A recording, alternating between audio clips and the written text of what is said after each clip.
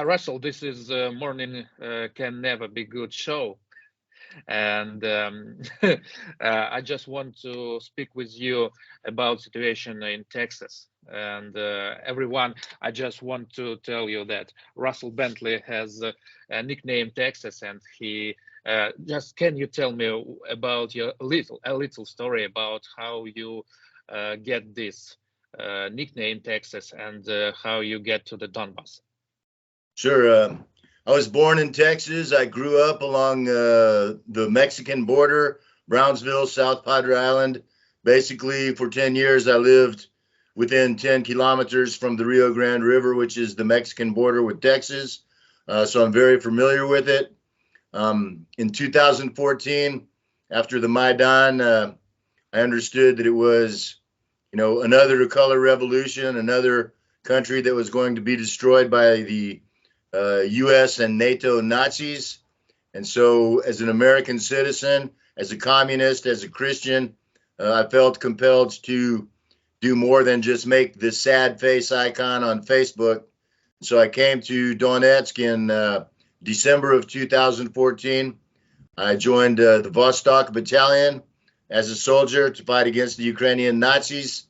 And I served 2015 and also 2017 as a soldier on the front lines. I served at the Donetsk airport. I served at Spartak, Iznovata, Avdiivka, on the front lines, combat positions, shooting every day. I was 54 when I got here. At the end of 2017, I was like 57. So I decided that I was a little bit getting a little old for the front line. So I started doing counter propaganda and information warfare, and also humanitarian aid for the civilians of Donbass. Just the man who was born near the Rio Grande River, near the Mexican border. Can you tell what's the main conflict between Greg Abbott now and Joe Biden? What's happened there in Texas? I read about that the main conflict started from 2021, and now it's began growing. Mm-hmm. Well, I mean, South Texas has always been a very heavily Hispanic area. I mean, once you get south of San Antonio, it's a majority Hispanic. And, there's always been, illegal immigration coming across, for decades, and the thing is, it really started getting out of hand in the last few years. I mean, for example, last year in the entire United States, 2.3 million illegal immigrants crossed the U.S. border into the United States. 1.3 million of them came through Texas. So more than half of all the illegal immigrants in the United States that came in last year came through Texas. And you understand that a lot of them that come through Texas, they're not going to Chicago or Montana or California. They stay in Texas, and some of them are really good people. They're just looking for a better life, a decent job, but a lot of them are not good people. And, they're kind of like, taking advantage of the social system there, stuff like that, which really taxes the social support, for people that were born in Texas, legal citizens. It's important to understand that the real cause of this immigration problem is the fact that the United States basically controls Mexico and all of Central America. El Salvador, Guatemala, all these countries, are very heavily influenced, if not absolutely controlled by, U.S. State Department, CIA, like that. Mexico has a terrible, terrible narco civil war going on. 50,000 people a year are killed in Mexico because of this, battles between the cartels and stuff. And of course, the biggest cartel is the Mexican secret services and military, which are basically controlled by the United States and the CIA. So, you know, the United States is really responsible for causing the conditions that force people to leave. It's not just economic exploitation, which is also very real in Mexico, but, you know, there's a deadly war going on there, and people, you know, civilians have no chance, you know. I mean, so the United States is responsible for much, if not all, of this immigration problem, and yet people don't like it when they're flooded. You know, I mean, 1 million illegal immigrants every year, you know, coming into a state. You know, Texas is a big state. I mean, it's as big as Ukraine geographically and population-wise. It's about 30 million people. But you get 1,300,000 coming in every year, and pretty soon that gets to be a heavy burden, and that's what it is. And I really believe that, you know, the Democrats and Biden and the people who control the Democrats and Biden, which, I mean, you know, Biden can't find his own ass with both hands. You know, he doesn't make any decisions or call any shots at all. The people behind him that do call the shots have weaponized this immigration crisis. And I mean, they're doing the same thing in Europe, you know, exactly the same thing. They're bringing in, and it's a divide and conquer strategy, you know, where you get the working class, you know, each has their own demographic, you know, their own race or religion or culture or something.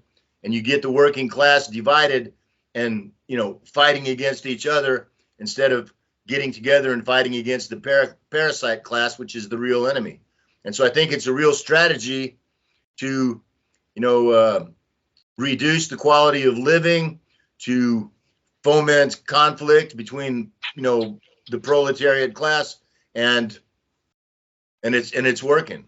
And I mean, you know, I don't like Greg Abbott. I don't like the Republican governments in Texas.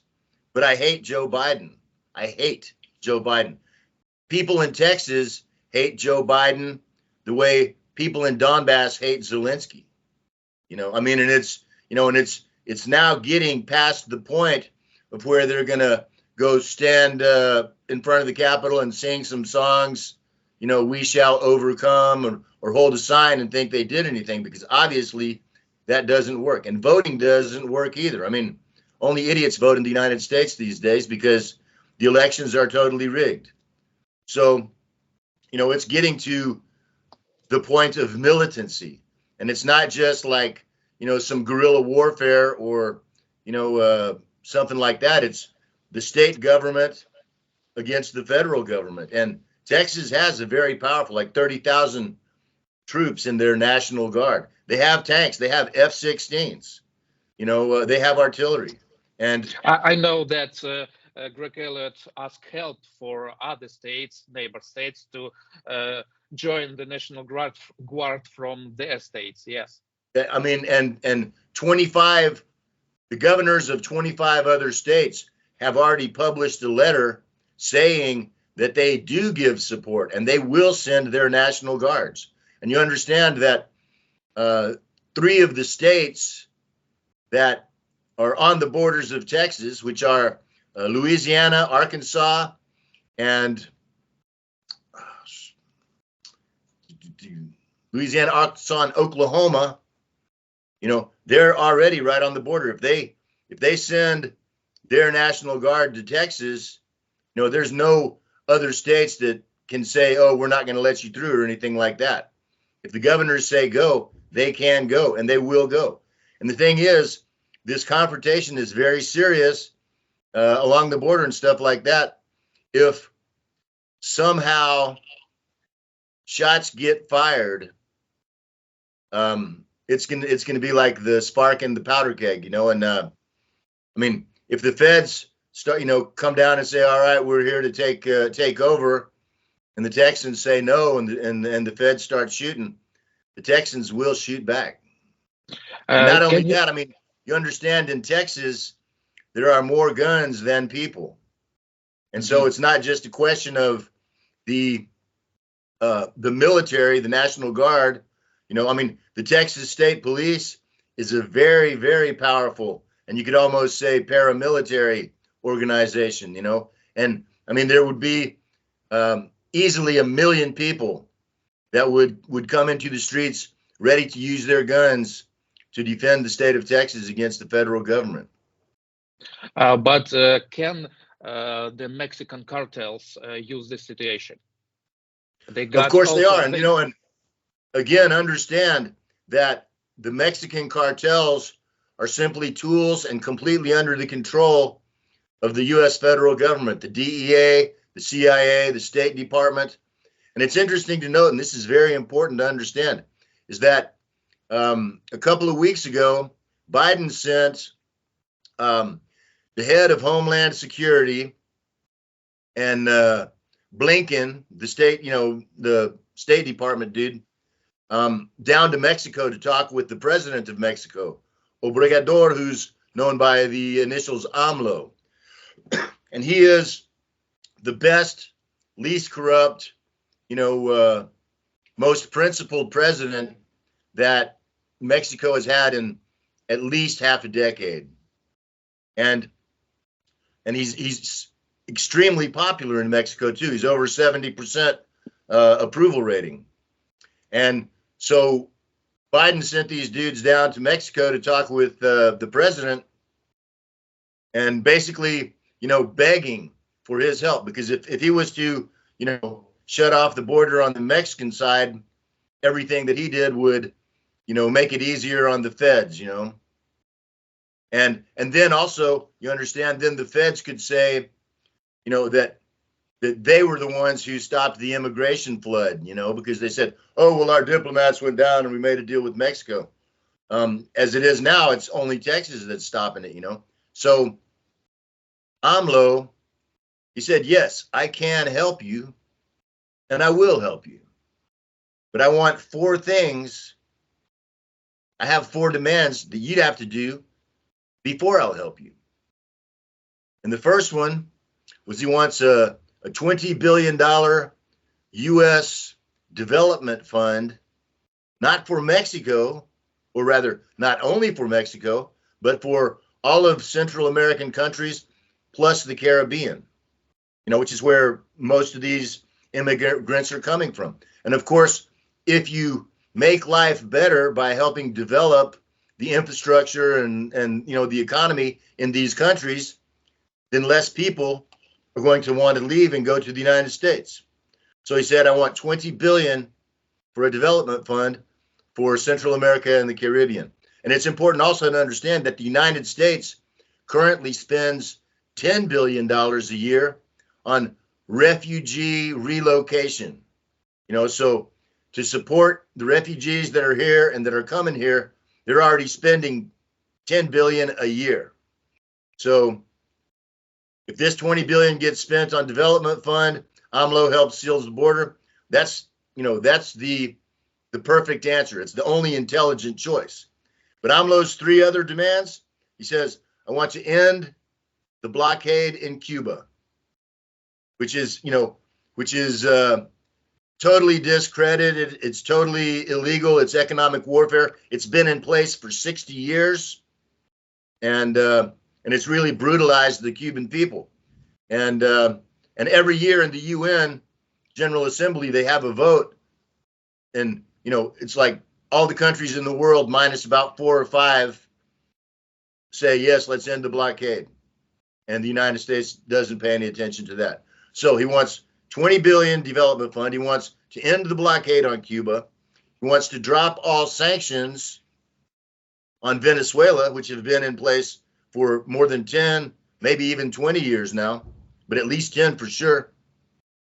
And the third is he wants green card, legal residency, and work permits for 10 million Latinos that are already in the United States.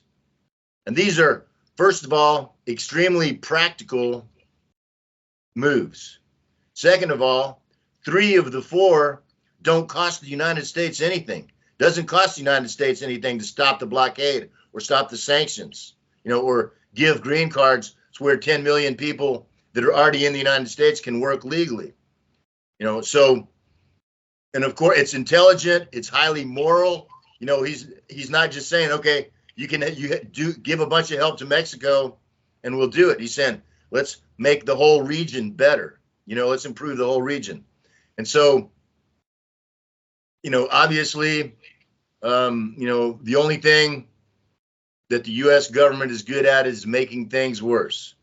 So I seriously doubt they're going to do the only intelligent option, and they're just going to escalate more of this conflict between the states, and which only proves that, you know, they're not stupid.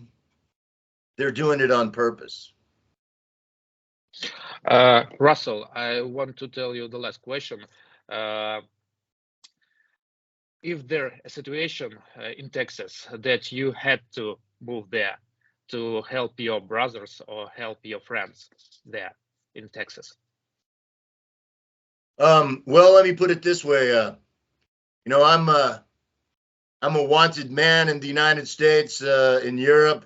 I'm sure I'm on every terrorist watch list there is, because, you know, I'm not just a journalist. I came here and I fought. You know, I've killed Nazis here in the war, and I make no apologies about it. You know, I was doing them a favor, putting them out of their misery, and defending the good peaceful people here who get murdered by those Nazis every day.